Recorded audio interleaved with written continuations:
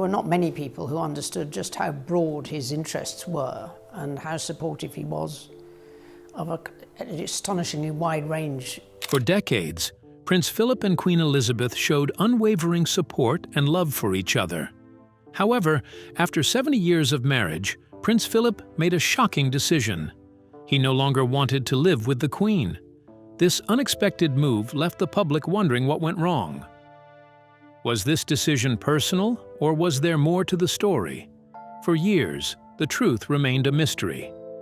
But in a surprising revelation, Princess Anne, alongside King Charles and Prince Andrew, has finally revealed the real reason behind their father's departure. Stay tuned as we uncover the untold story of why Prince Philip didn't live with the Queen in Buckingham Palace. Princess Anne just revealed why Prince Philip didn't live with the Queen. Princess Anne, the only daughter of Prince Philip and Queen Elizabeth, has left people stunned with her revelation. For years, there have been different speculations about why Prince Philip chose to leave Buckingham Palace and not live with the Queen in his final years. But now, the truth is finally out. Princess Anne, often called her father's favorite, has shared the real reason behind her father's decision, and her brothers, Prince Charles and Prince Andrew, have supported her claims. Stay tuned as we uncover the full story. Unlike the formal and distant relationship often seen in royal families, Princess Anne and her father, Prince Philip, shared a close bond. She was known as her father's girl, likely because of their similar traits of being outspoken, abrasive, stubborn, strong-willed, and sarcastic, and with a sharp sense of humor, which was often at the expense of others. They both enjoyed suffering fools and had little patience with those who didn't understand things as quickly as they did. But what stood out was their unwavering loyalty. Neither Prince Philip nor Princess Anne could see wrong in the other. Instead, they playfully criticize each other while maintaining deep respect. Over the years, Princess Anne witnessed what was happening between her parents, while her brothers were often preoccupied with their royal duties. Anne knew the truth and saw firsthand what lay behind the perfect smiles and perfect royal couple her parents presented to the world. But that's not all. Prince Philip also confided in his daughter about some of the challenges he faced in his marriage to Queen Elizabeth. However, to truly understand the reason why Prince Philip chose to move away, we need to go back to the beginning, when it all started, even before Princess Anne and her brothers were born. Queen Elizabeth, formerly Princess Elizabeth, first met Prince Philip, an exiled Greek prince, at a wedding in 1934. He was 13 and she was just 8 years old. However, there was no spark between them until 5 years later they met again. At this time, Princess Elizabeth was 13 and Prince Philip was 18. However, the princess wasn't alone. Her parents and sister were on a visit to the Britannia Royal Naval College, Dartmouth, Devon. They were meant to meet with some of the cadets, and Philip was one of them. But things didn't go as planned due to an outbreak of mumps and chickenpox during the visit. Instead of attending a chapel service like they were supposed to, they spent time in the headmaster's house, and Prince Philip came to entertain the young princesses. He was one of those who weren't infected by the virus. Eventually, Philip got tired of sitting inside the house and asked the princesses to come outside. Instead, he began playing croquet, jumping over tennis nets, and displaying a carefree, athletic spirit. This caught Princess Elizabeth's attention, and from that moment, she fell in love. She later claimed that she never had eyes for anyone else after that day. After this encounter, the princess developed a strong teenage crush on Philip and began exchanging letters with him while he was serving with the Royal Navy during the war years. Elizabeth even kept a picture of him in her bedroom as a sign of admiration. By 1946, Philip returned from the Pacific Theater and his relationship with Princess Elizabeth blossomed. In June, he proposed to her on the grounds of Balmoral. In a letter dated back to 1946, he wrote, "To have been spared in the war and seen victory, to have been given the chance to rest and to readjust myself, to have fallen in love completely and unreservedly, makes all one's personal and even the world's troubles seem small and petty. However, despite the proposal, Queen Elizabeth's father, King George VI, was reluctant about a marriage between them. He feared Elizabeth was too young and settling for the first man she met. Perhaps she would meet someone else and change her mind about Philip. Because of this, the royal family remained quiet about Philip's intention to marry Elizabeth. Additionally, there was some resistance to Philip's proposal within the royal family. Despite Philip being of royal lineage and direct descendants of Queen Victoria, making him and Elizabeth third cousins, many saw Philip to be too brusque, too unpolished, too German, too Greek, too un-English to marry Princess Elizabeth. But Elizabeth was insistent. She had made up her mind about Philip and was determined to marry him. It wasn't until a year later, in July 1947, after Elizabeth's 21st birthday, that a formal announcement was made on their engagement. Ahead of his marriage to Elizabeth, Philip had to renounce his Danish and Greek royal titles and become a member of the Church of England. Philip did this without hesitation because of his love for Elizabeth. Though he had been baptized in the Greek Orthodox Church, the Archbishop of Canterbury formally received Philip into the Church of England on October 3, 1947. He also adopted a new anglicized last name, Mountbatten. On November 20, 1947, Princess Elizabeth married Philip in Westminster Abbey in London. They later went for their honeymoon at the Broadlands in Hampshire, England, the home of Philip's uncle, Earl Mountbatten. But little did Philip know that his life was about to change in ways he never imagined. After the wedding, Prince Philip continued serving in the Navy, rapidly progressing through the ranks. A year later, they had their first son, Charles, followed by their daughter, Anne. Philip's naval career flourished, and he was eventually posted to Malta. Princess Elizabeth traveled to be with him while the kids stayed back in England. They enjoyed a relatively normal life for a short while. But everything in their lives was about to take a new turn. In 1952, King George fell ill and died. This was just 5 years after their marriage. Elizabeth and Philip's world turned upside down. Elizabeth, who was just 25 years old, was now the queen, and Philip, who was 30 years old, had to adjust to a new reality. They had thought they would have more time to live their own lives and enjoy themselves before Elizabeth ascended the throne. But fate had other plans.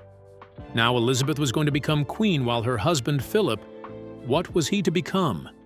Not a king, but someone who would remain in the shadows of his wife, Queen Elizabeth.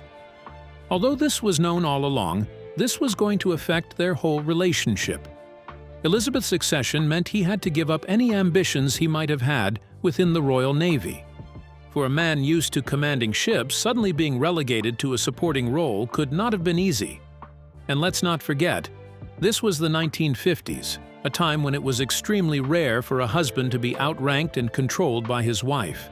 This was even more challenging for Philip, as his wife was the #1 citizen, which meant duty came first before family.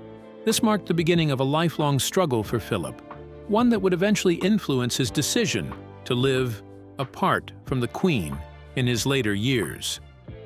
But how did it happen? Stick around to find out. The challenges of royal life. Elizabeth and Philip were on a safari trip to Kenya when Philip informed her of her father's demise. Elizabeth knew what was expected of her, and they immediately headed back to the UK. Upon their arrival, Elizabeth became Queen Elizabeth II, but Philip's title remained unchanged. He wasn't named King Consort. Instead, he was given the title of Royal Consort. Regardless, Prince Philip showed unwavering support to his wife, leaving his career in the Royal Navy to serve the monarchy. But this was just the first of many changes. Next, they moved from their old residence, Clarence House, to Buckingham Palace. On June 2, 1953, a year after Queen Elizabeth had ascended to the throne. Her coronation took place at Westminster Abbey, London. After the Archbishop of Canterbury, Philip was the first to kneel in front of the new monarch, pledging to be her liegeman for life. But was he truly able to be this? It was easier said than done for a man to live under a woman's authority, leaving behind his aspirations and dreams to support Queen Elizabeth II. Philip also had to adjust to walking a few steps behind his wife in public instead of beside her. He later revealed that he thought he was going to have a long career in the Navy, but it soon became obvious that there was no hope, and he had to compromise.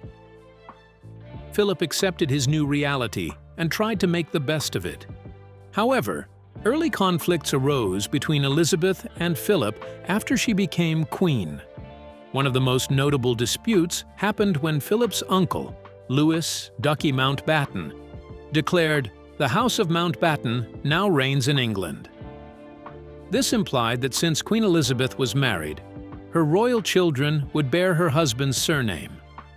However, Elizabeth's grandmother, Queen Mary, and Prime Minister Winston Churchill did not agree to this. They insisted Queen Elizabeth and her descendants would continue under the House of Windsor, maintaining her father's legacy. Philip was deeply offended by this decision and said he was nothing but a bloody amoeba, and the only man in the country who wasn't allowed to pass his name to his children. His words expressed his frustration and struggle to establish his identity within the monarchy and the challenges that lay ahead. When Queen Elizabeth heard her husband's words, she decided to make some changes, breaking long-standing tradition. In February 1960, she announced that her descendants would bear the surname Mountbatten-Windsor, a combination of her and Prince Philip's surnames. While Elizabeth was the head of the monarchy, Prince Philip took on the role of royal consort, but his role wasn't clearly defined. He once told Geix Brandreth that he was often perceived as a refugee husband. Despite his effort to make the best of his position, he struggled to crave a meaningful role for himself within an institution centered on his wife, leaving him in the shadows. Prince Philip described his experience as royal consort as one of trial and error. Although he wasn't the first royal consort in history, he was faced with challenges with no clear precedent to follow. Prince Philip also admitted that when he asked what was expected of him as royal consort, people had no real answer and simply looked blank. However, one thing was clear to Philip: his first duty was to serve his wife, Queen Elizabeth, in the best way he could. This was in contrast to Prince Philip's dynamic, driven, and outspoken personality, much like his daughter, Princess Anne. But he carried it out with utter devotion. In his first years, Prince Philip focused on modernizing the monarchy, fearing it could become a museum piece. But this wasn't without struggles, as he faced resistance from the old guard, who wanted to maintain tradition. But Philip didn't black out with his ideas, and this resulted in significant success. He proposed broadcasting the coronations of Elizabeth II on live television, declaring it would be unfit for the ceremony to be presented as if it were a theatrical performance. More than 20 million people tuned into the televised ceremony, proving his foresight. This was the first time that the monarchy had been slightly visible to the public. Philip also became the first royal family member to sit for a television interview, and after about a decade, they invited cameras into their homes, offering the opportunity to film a behind-the-scenes documentary. But that's not all. Philip encouraged Elizabeth to end the outdated practice of presenting debutantes at court and introduced informal lunches and garden parties to engage a broader swath of the British public. He took steps to reorganize and renovate the royal estates and generally sought to make the royal household and the monarchy less rigid, so as not to have so much formality everywhere. Prince Philip had so much time to himself, with fewer official duties, that he explored his interests, and by the 1980s, he had written 9 books. He also encouraged Elizabeth in 1957 to televise her annual Christmas messages, taught her how to use a teleprompter and was the first member of the royal to use a computer, even writing his emails and speeches. Prince Philip was a man of great curiosity. Queen Elizabeth did her best to include Philip in her public speeches, often saying, "My husband and I," which became a national joke, but Philip was not just a figurehead. Despite the challenges the crown brought along, they accommodated it together. In family matters, Elizabeth allowed him to take the lead, but in state matters, he had no real say. However, there were moments when he treated her as an ordinary wife, even in public. For instance, while Prince Philip was driving Elizabeth to Cowdray Park, his excessive speed made the Queen tense and draw in breath at critical moments. Eventually, Prince Philip exploded, saying if she did it again, he would put her out of the car. Although being queen, she composed herself and didn't protest. However, there were moments when she asserted her authority, even in front of her staff. Sometimes she yelled at him to shut up, which often led him to leave the room in frustration. Like any couple, they had their ups and downs. However, one thing was often linked to Prince Philip: infidelity. Rumors circulated that he was unfaithful, mainly due to his naturally flirtatious manner, which made him the center of gossip. His involvement in activities like his Gentleman's Lunch Club and his tours on the Royal Yacht Britannia in the 1950s led to speculation about possible affairs. Over the years, he was linked to multiple women, including a Russian ballerina, an English stage actor, and a writer. But none of these alleged affairs were ever confirmed. At one point, the Baltimore Sun published a story claiming that Philip was romantically involved with an unnamed woman he met regularly in the West End apartment. The palace denied the story, dismissing the idea of a rift between him and the Queen.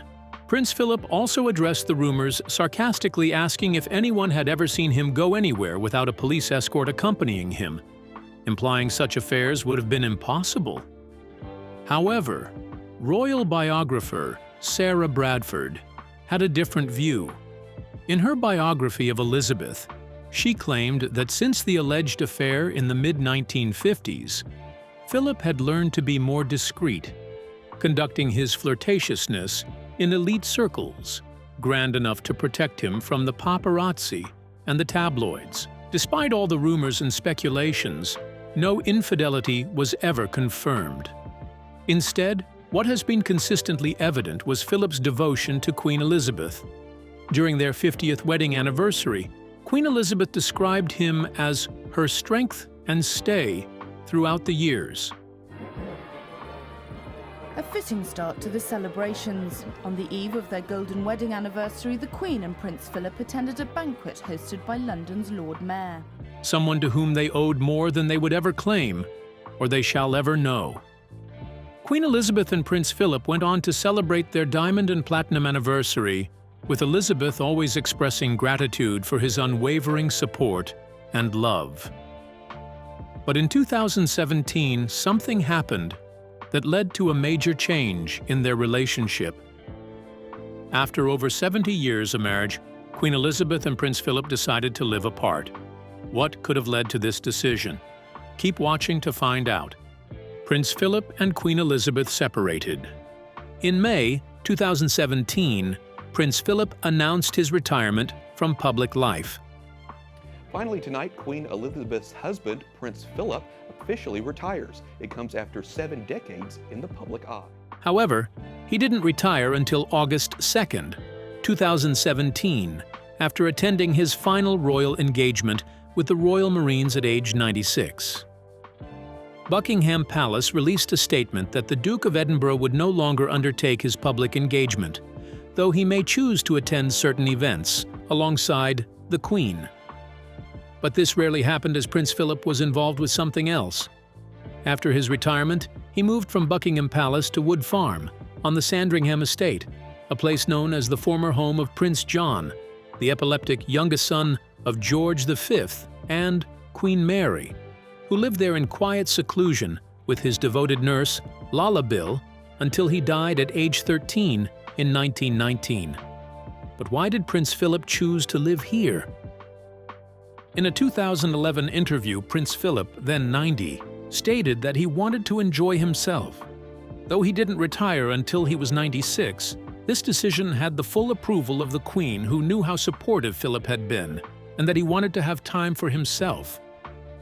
However, when Philip arrived at Sandringham, he was horrified to see a busload of cooks, telephonists, and other staff awaiting Jim, despite his desire for a simple visit. Regardless, Prince Philip made sure his stay was fun. In the privacy of Sandringham, he enjoyed his freedom to go carriage driving. This was a new hobby he took up as he could no longer play polo due to arthritis in his wrists. Carriage driving became a form of relaxation, though he later had to stop as he could no longer control the horses. He also enjoyed painting watercolors and reading, preferring history to novels, and also discussing with a friend. Philip also enjoyed driving, but in January 2019, he had to stop as he was involved in a car accident when he drove onto a main road near the Sandringham. Queen Elizabeth's 97-year-old husband, Prince Philip, is said to be doing fine this morning after a car crash where he was at the wheel. His SUV flipped, but he walked away without serious injury. While he was uninjured, the driver and the passenger in the other car were injured. Philip apologized, and 3 weeks later he voluntarily surrendered his driving license. The Duke of Edinburgh no longer in the driver's seat.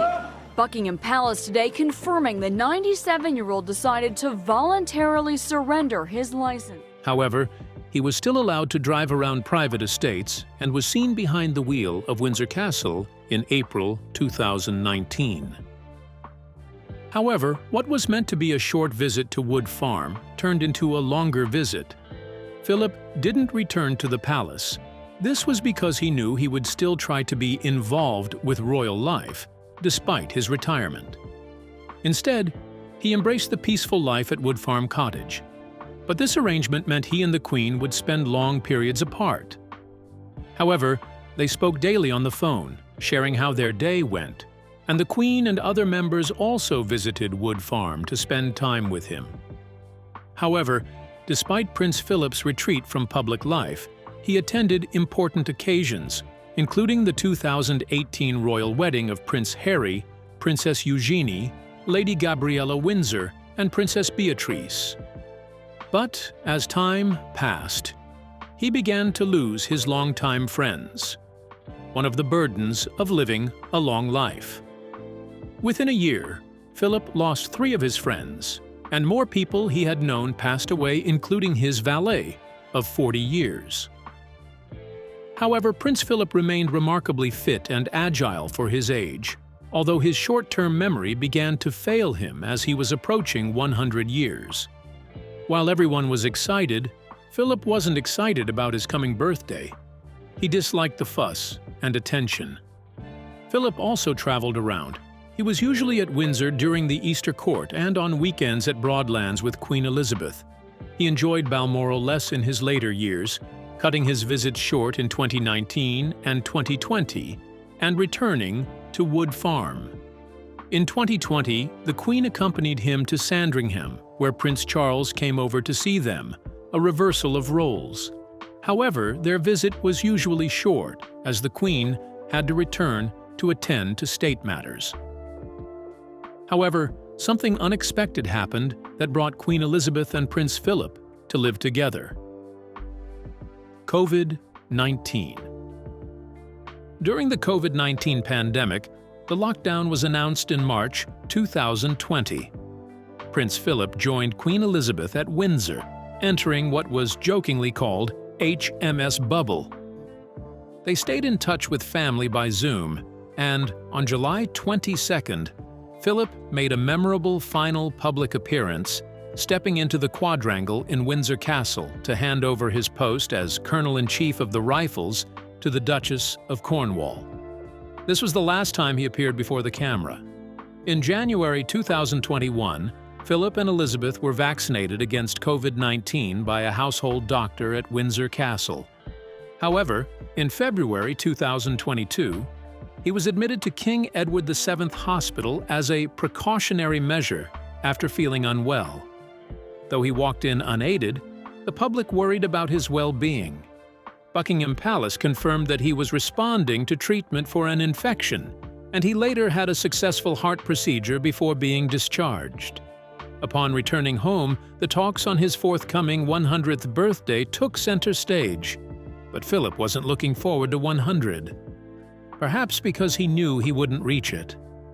3 weeks later, on the morning of the 9th of April, 2021, Prince Philip died at the age of 99, with Queen Elizabeth by his bedside. The palace described his passing as a peaceful death, and the Queen later admitted that he had left a huge void in her life.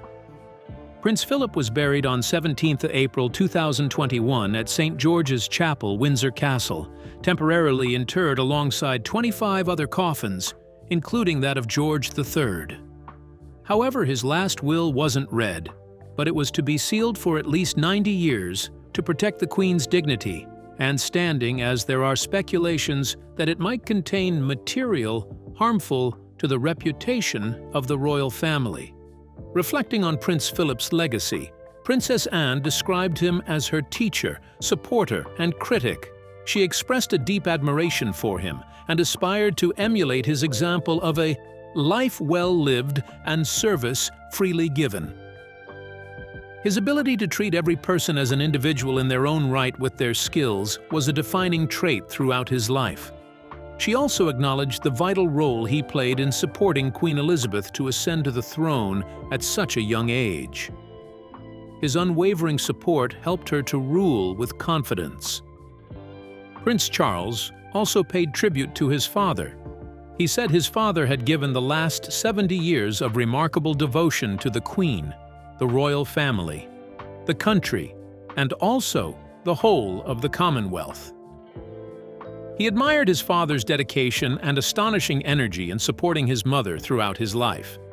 Prince Andrew, recalling family moments, spoke of Prince Philip as a father who cherished his time with his family. About a year after Prince Philip's death, Queen Elizabeth spoke of her late husband, saying, "I have spoken before of my deep and abiding affection for this wonderful country, and of the many happy memories Prince Philip and I always held of our time here. It is often said that it is the people that make a place, and there are few places where this is truer than in Scotland, as we have seen in recent times." Her words reflected the deep bond she and Philip had with Scotland, and how much she missed him. Although Prince Philip and Queen Elizabeth spent their final years living apart, he lived a remarkable life, and his unwavering support for his wife was extraordinary. A year after his passing, on September 8, 2022, Queen Elizabeth II died at the age of 96. She was laid to rest beside her beloved husband at King George VI Memorial Chapel. Even in death, they remained together. What do you think of Prince Philip's decision to live away from Queen Elizabeth in the later years of his life? Do you think he had a hidden motive other than what was revealed? Let us know your thoughts in the comments section. Remember to like, share, and subscribe for more. Also, click the following video shown on your screen. You will enjoy it.